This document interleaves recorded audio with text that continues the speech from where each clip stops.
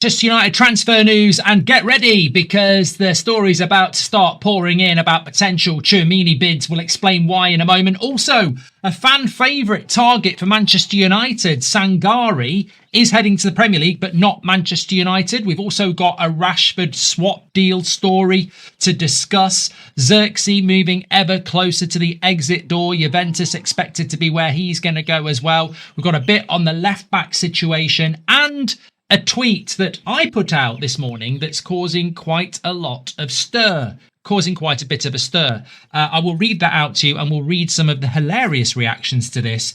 For example, some people think we're in a really good position now, a much better position than we were last season because we've got more options. It's scary, the shit people will swallow. But look, let's hit the headline. The headline this morning is coming in from Fabrizio Romano, and he is reporting that Manchester United are not in talks with anybody. But he is reporting that Manchester City and Real Madrid are now in direct talks for Rodri. So if Rodri goes to Real Madrid, which is now expected to happen, does this then open the magical door to Manchester United bidding and getting Tchouameni? So get ready for all the hype, get ready for all the stories. Yes, I completely agree. This is going on and on and on. And this afternoon will probably be linked to Lewis Hall again. But look, logically, there will be a lot of people who say, Tchouameni to Man United now is going to happen because Rodri is going to go into Real Madrid. Look, Real Madrid are having a very ambitious summer transfer window, not necessarily spending big amounts of money, although they are, but not every deal is big. I mean, some of their deals they've done for free transfers, etc. Rodri to Real Madrid would be a starter, and that would logically push Tchouameni to the bench. However, Real Madrid and Jose Mourinho at this moment do not want to sell Tchouameni, and he is happy in Madrid. So, look, we can go back to the guesses. We can go back to the broken clock that's right twice a day. But the logical conclusion here is that nothing surely will change. Well, something will change, but nothing actually has changed.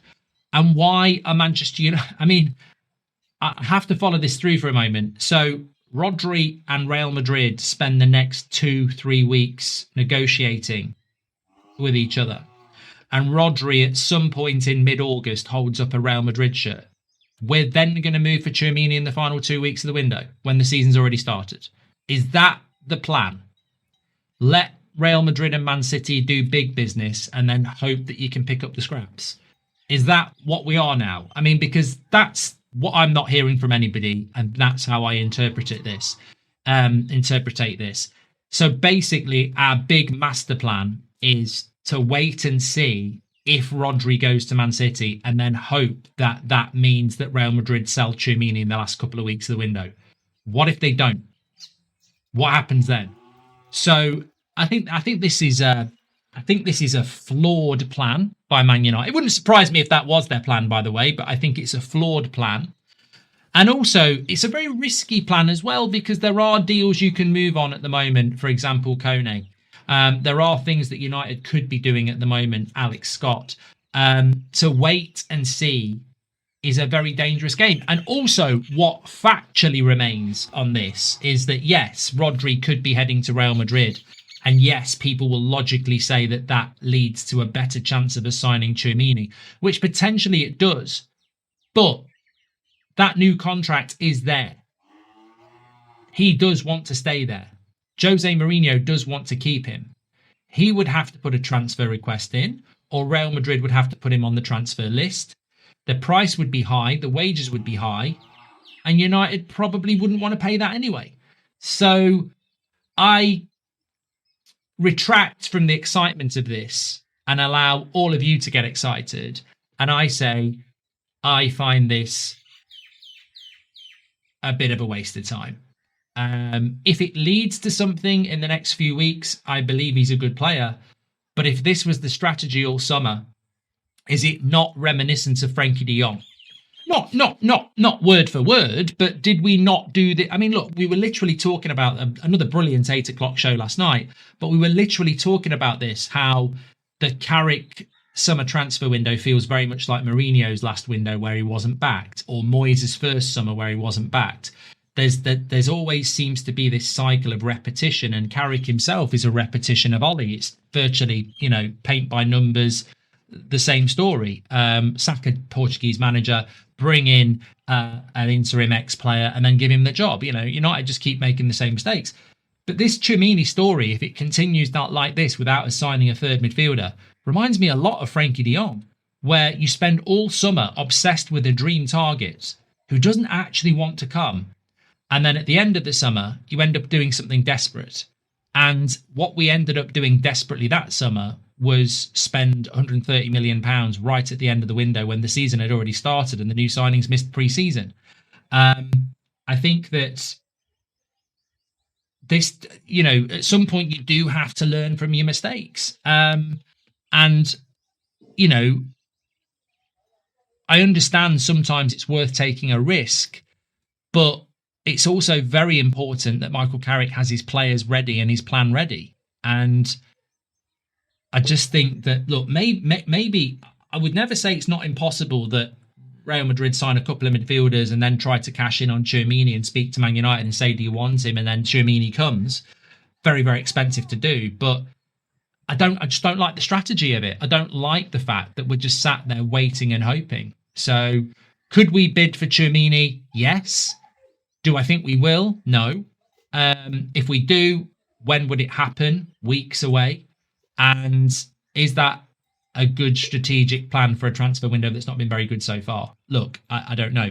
Interestingly, just to add a little bit of news this morning, because I know a lot of you will be interested in this, I see the name a lot, Mamadou Sangaré. He is a Lens defensive midfielder that a lot of you in the chat really, really do like. As I've said to you many, many times before, this is not a player that Manchester United have been looking at. However, multiple French reports this morning saying that Brentford are in advanced talks to sign Sangaré for around 48 million euros. Now, this, to me, is hugely interesting, because 48 million euros is not actually that far off what we paid for Santos. It's more than we paid for Tielemans. It's roughly around the same price that we'll pay for Manu Kone. So as much as I joke that we're operating to an Everton budget, you could almost say we're also operating to a Brentford budget. Now, Mr. Toby says, I don't think Sangaré is good enough. And maybe he's not. I mean, look, he's not a player I know loads about. He's a player that's been mentioned in this live chat by multiple of you for many, many months. But the observational point cannot be avoided.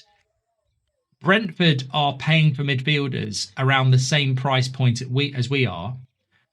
And also, what are the chances that he goes to Brentford and in 2 years' time they're selling him for £80 million? And a load of you are saying, well, we should have bought him. So, look, I think it's interesting in two levels. One, are we missing out on a player within our price range that could be worth double that in 2 years' time? And two, it's more evidence of the actual budget we're working to. We are not working to a Champions League budget. We are working to a mid-table team budget, because Everton are